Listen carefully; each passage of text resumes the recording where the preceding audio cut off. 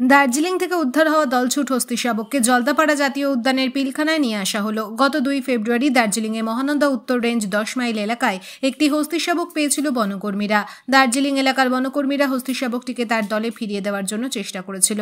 লাগাতার 3 দিন ব্যাপী তারা চেষ্টা করে ব্যর্থ হয়। অবশেষে 20 দিন বয়সী হস্তি শাবকটিকে জলদাপাড়া পিলখানায় পাঠানোর সিদ্ধান্ত হয় এবং বর্তমানে জলদাপাড়া পিলখানায় মাহুতের নজরদারিতে আছে হস্তি শাবকটি এবং তাকে প্রতিদিন ল্যাক্টোজেন দুধ খাওয়ানো হচ্ছে এবং পিলখানার দায়িত্বে যারা আছে তারা হস্তি শাবকটির যত্ন নিচ্ছে। Bureau report, ABN 24x7। PRM বেগরাজ 1997 সালে প্রতিষ্ঠিত হয়েছিল।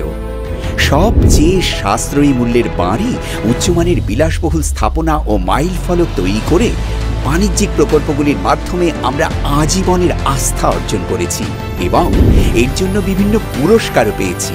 আমরা শত শত মানুষের স্বপ্নের আবাসন তৈরি করছি ও অসংখ্য সম্ভাবনাময় সমাজ গড়ে তুলছি। তবে আর প্রতীক্ষা কিসের? আসুন আমরা সকলে মিলে একটি আধুনিক জীবনযাত্রা গড়ে তুলি।